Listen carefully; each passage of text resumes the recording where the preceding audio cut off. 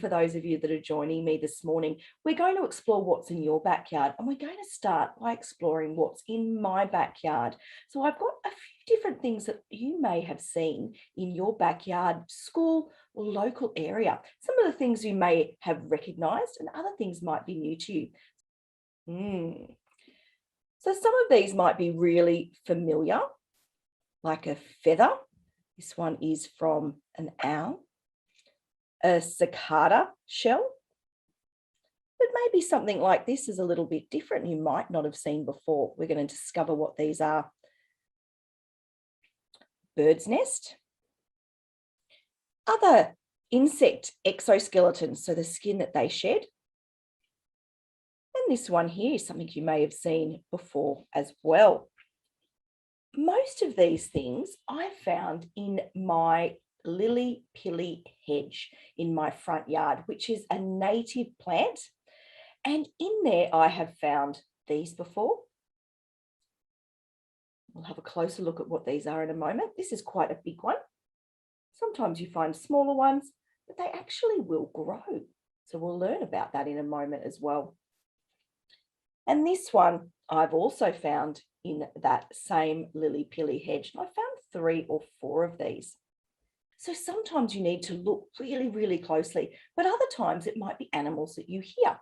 So I'm going to share some slides with you of my backyard and some of the things that I heard this morning, or some of the things that I've found during the day. So let's have a look.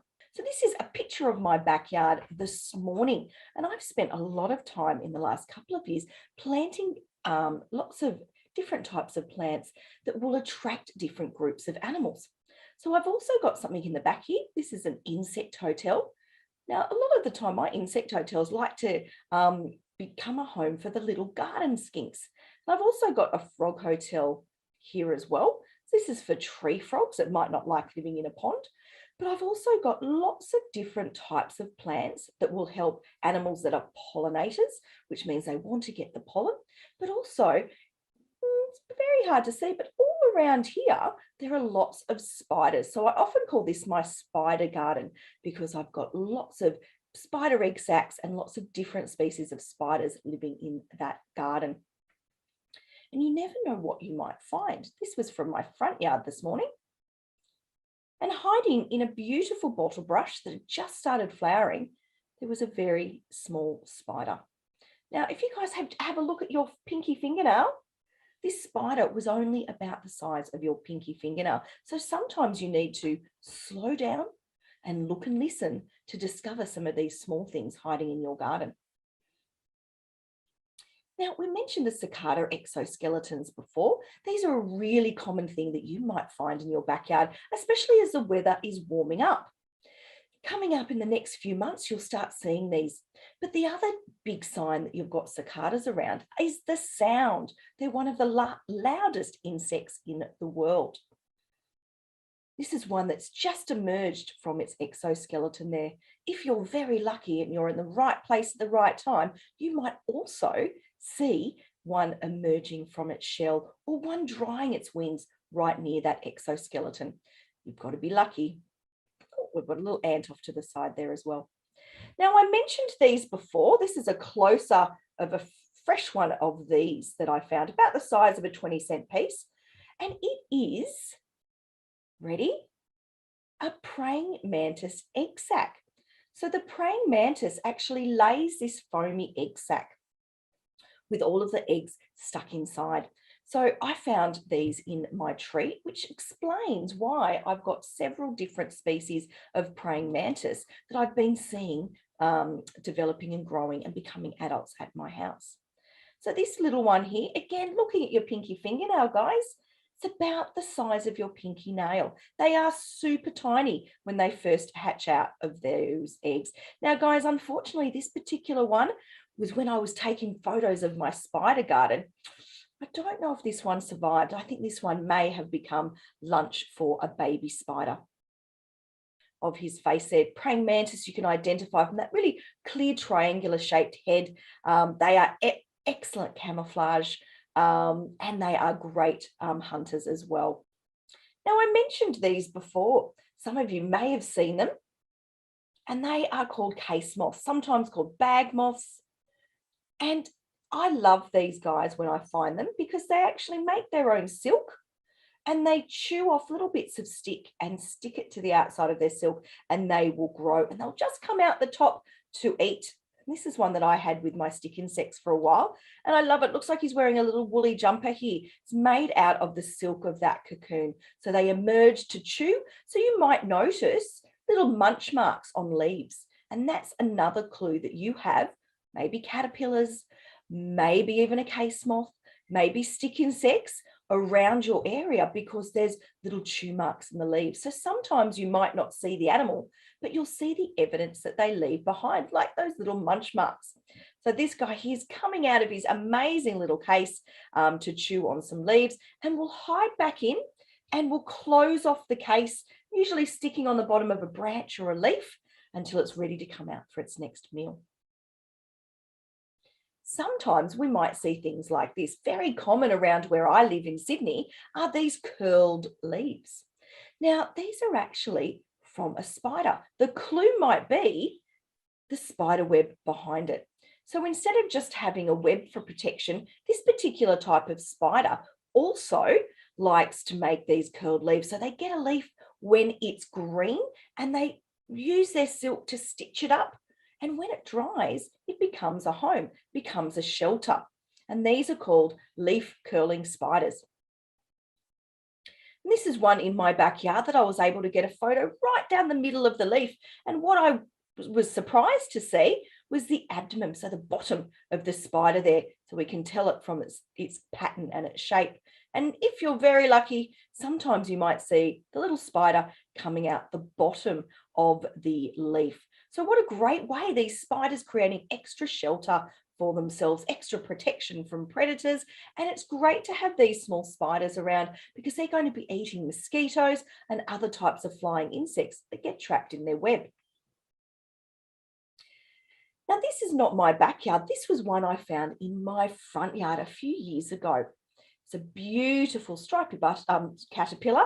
And again, I could see the munch marks in the leaves from where it was eating. But over time, I kept a good watch. So sometimes if you see something, go back and visit it every day, and maybe it will change or grow. This particular one formed a chrysalis, or this kind of cocoon, stuck on the underneath of the leaf right outside my front door. And the silver, almost mirror reflection of this type of chrysalis was how I was able to identify it as an oleander butterfly cocoon.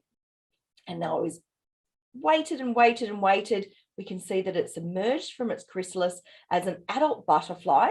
And all these animals, like the cicadas, like the butterflies, they need to rest and dry their wings before they can fly away. So if you're very lucky and you've been very patient, you may also see the adult animal emerge from its cocoon or its chrysalis as an adult butterfly. And that's how I was able to get this great photo. This is another one that you might not recognize because these live in the water.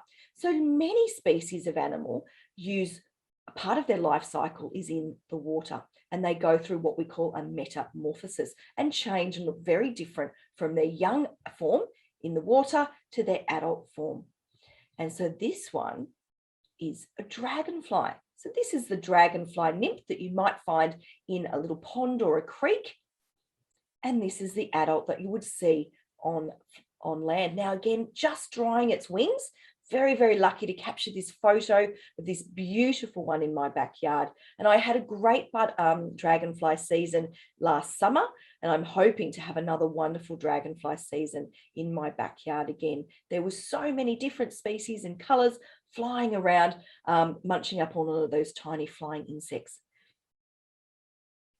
Now, sometimes we might not see an animal. This particular one, if you can spot it there, very well camouflaged in the garden bed, is a striped marsh frog. And sometimes it's the calls that help us identify them. Let's have a listen.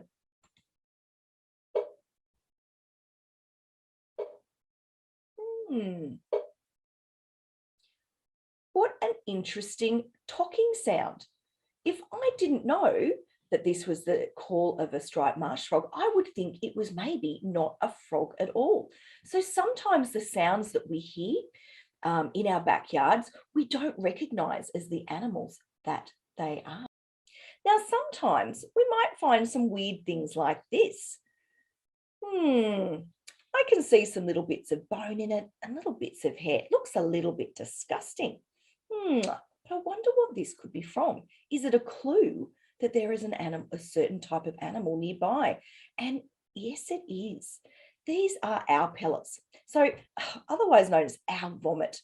So lots of birds that are hunters and predators can't digest all of the material that they eat. So things like little bits of bone, fur, and feathers, they need to spit back up.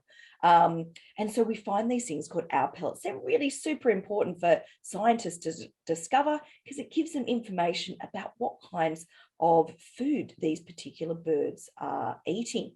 So that's really important. This one here is a powerful owl, and they need these hollow logs and hollow trees to live in. So lots of their habitat is disappearing. So it's really exciting if you hear one of these. And I'm going to listen to the call. Every now and again, I hear a powerful owl.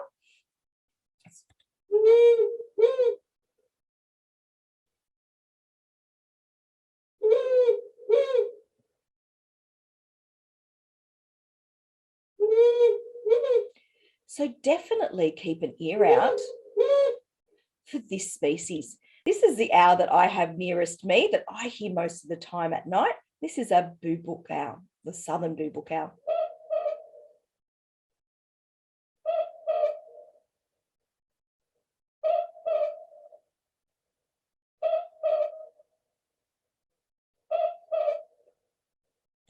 And this is the one that I can hear in my backyard.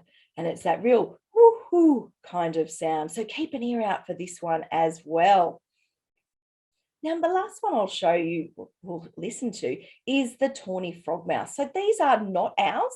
These are in a group called nightjars. They've got really big mouths that they use to catch their food, and they like to stay still and camouflage. So sometimes you can see them in the trees during the daytime, and they will stay very still with their heads up, sometimes with their family all together, pretending to be a branch. But if you listen at nighttime, you might hear this call.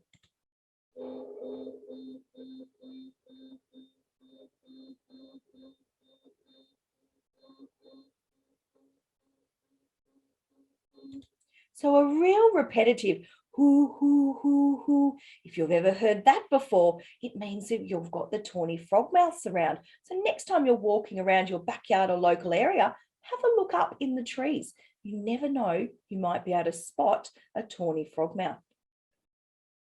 Have fun exploring. So thank you so much for joining me today. I look forward to hearing about all of your amazing adventures.